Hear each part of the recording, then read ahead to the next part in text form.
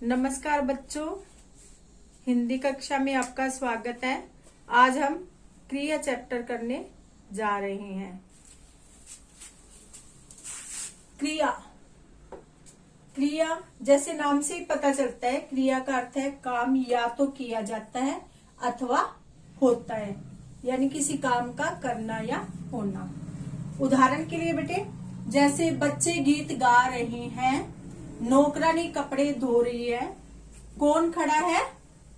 किसान। किसान क्या कर रहा है? किसान फसल काट रहा है। तो बेटे जैसे हमारे दो तरह से ये बनते क्रिया में, एक तो होता है कर्ता और एक होता है कर्म। कर्ता होता है काम को करने वाला।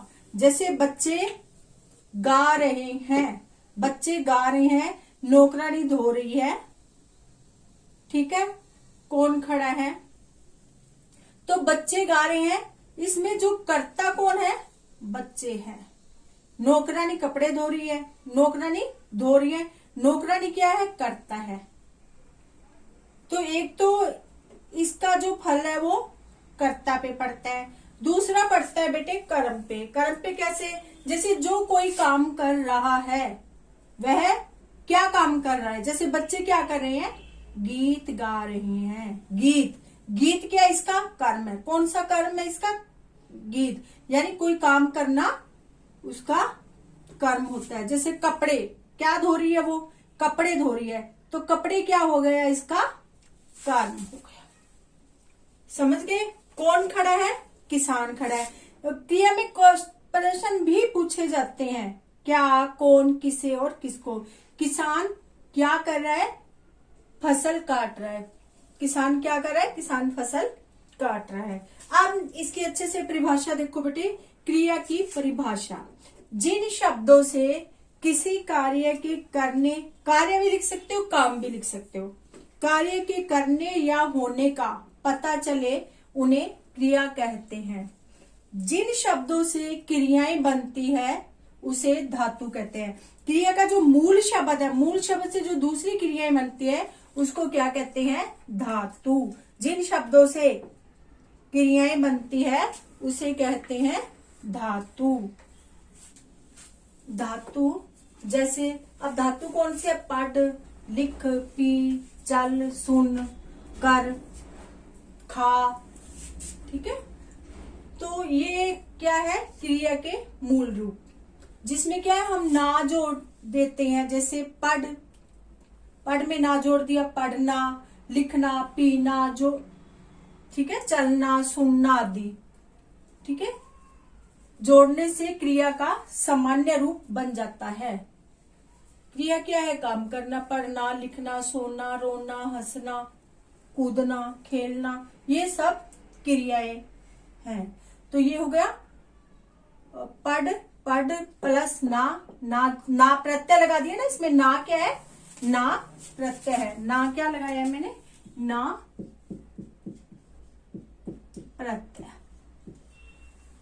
इसके मूल धातु जो रूप है, इसके साथ में धातु के साथ में ना प्रत्यय लगने से क्या ये क्रिया शब्द बन गया। पढ़ना, पीना, लिखना, चलना, सुनना, खाना, कूदना आदि सब कुछ हो जाएगा। इसकी में आता है क्रिया के भेद। अब क्रिया के भेद, कर्म की दृष्टि से क्रिया के दो भेद होते हैं। एक होता है कर्मक क्रिया और दूसरा होता है स्कर्मक क्रिया। नंबर 1 अपना कौन सा था? अकर्मक क्रिया। अकर्मक क्रिया, जैसे राधा नाच रही है, बच्चे दौड़ रहे हैं, मानव सो रहा है, शेर दहाड़ रहा है, लड़की पढ़ रही है। कुछ भी बहुत सारे उदाहरण दे सकते हैं हम। जैसे राधा नाच रही है, तो इसमें ना जो कर्मक क्रिया है उसमें ये इसका जो नाच रही है, दौड़ रहे हैं, सो रहे हैं, दहाड़ रहा है, ये इसके ऊपर इसका कर्ता का फल पड़ रहा है, ठीक है। तो यहाँ पर क्या है कि ये अकर्मक क्रिया होगी। जिस क्रिया का फल कर्ता पर नहीं रहे, कर्ता पर ही रहे, जिस क्रिया का फल कर्ता पर ही रहे, तथा जिनके साथ कर्म की आवश्यकता न हो उसे अकर्मक क्रिया कहते हैं। अकर्मक क्रिया की पहचान कैसे होती है कि उसमें कर्ता ही होता है, कर्म नहीं होता। ठीक है, कर्म की आवश्यकता नहीं होती। अब इसकी पहचान कैसे करेंगे? जब हम इससे कोई क्वेश्चन बनाते हैं, कोई प्रश्न बनाते हैं, तो कौन प्रश्न बनता है? जैसे राधा नाच रही है, कौन नाच रही है? राधा नाच रही है। कौन दौड़ रही है? बच्चे दौड़ रहे हैं। कौन सो रहा है? मानव सो रहा है। ठीक है, कौन दहाड़ रहा है? शेर दहाड़ रहा है। तो ये कर्ता, मानव, राधा, बच्चे, शेर, ये क्या करता है? ठीक है, तो कौन प्रश्न पूछा जाएगा इसमें? तो वहां पर अकर्मक क्रिया होगी। बच्चों इस बात का ध्यान रखना, जैसे इस कर्मक क्रिया में क्या, किसे, किसको आदि प्रश्न पूछते हैं, और अकर्मक क्रिया में कौन लगा करके प्रश्न पूछते हैं, भी कौन कर रहा है। बेटे 1 नंबर हमने किया था अकर्मक क्रिया, 2 नंबर पे है कर्मक क्रिया। दीपक पुस्तक पढ़ रहा है, मयंक जलेबी खा रहा है, कमल पतंग उड़ा रहा है। देखो इसके अंदर क्या है कि जो फल है वह कर्म पर पड़ रहा है। जिन क्रियाओं के साथ कर्म आता है, कर्म काम करने वाला, क्रिया का फल कर्ता पर न पड़कर, कर्ता कौन होता है? काम करने वाला होता है। और कर्ता क्या काम कर रहा है? वह कर्म होता है। कर्ता क्या काम कर रहा है? वह कर्म होता है। तो कर्ता पर न पड़कर कर्म पर पड़ता है, उसे कर्मक क्रिया कहते हैं। अब सकर्मक क्रिया की पहचान क्या, किसे, किसको प्रश्न पूछे जाते हैं। जैसे अकर्मक क्रिया में हमने कौन प्रश्न पूछा था, जैसे इसी को ही ले लेते हैं। दीपक पुस्तक पढ़ रहा है, कौन पुस्तक पढ़ रहा है? दीपक। तो ये अकर्मक क्रिया आ जाएगी। और यहाँ पे दीपक क्या पढ़ रहा है? दीपक क्या पढ़ रहा है? तो कर्म क्या है? पुस्तक है। दीपक पुस्तक पढ़ रहा है। मयंक जलेबी खा रहा है, मयंक क्या खा रहा है? ठीक है, कमल पतंग उड़ा रहा है, तो कमल क्या उड़ा रहा है? ठीक है, तो यहाँ पे क्या, किसे और किसको करके प्रश्न पूछे जाते हैं, वहां पर कर्मक क्रिया होती है। ये कर्मक क्रिया की पहचान थी। अब आगे आता है कर्मक क्रिया के प्रकार। कर्मक क्रिया 2 प्रकार की होती है। एक तो होती है एककर्मक और दूसरी होती है द्विकर्मक। तो जो एककर्मक है, जिसमें क्रिया का एक ही कर्म होता है। एककर्मक में क्रिया का एक ही कर्म होता है।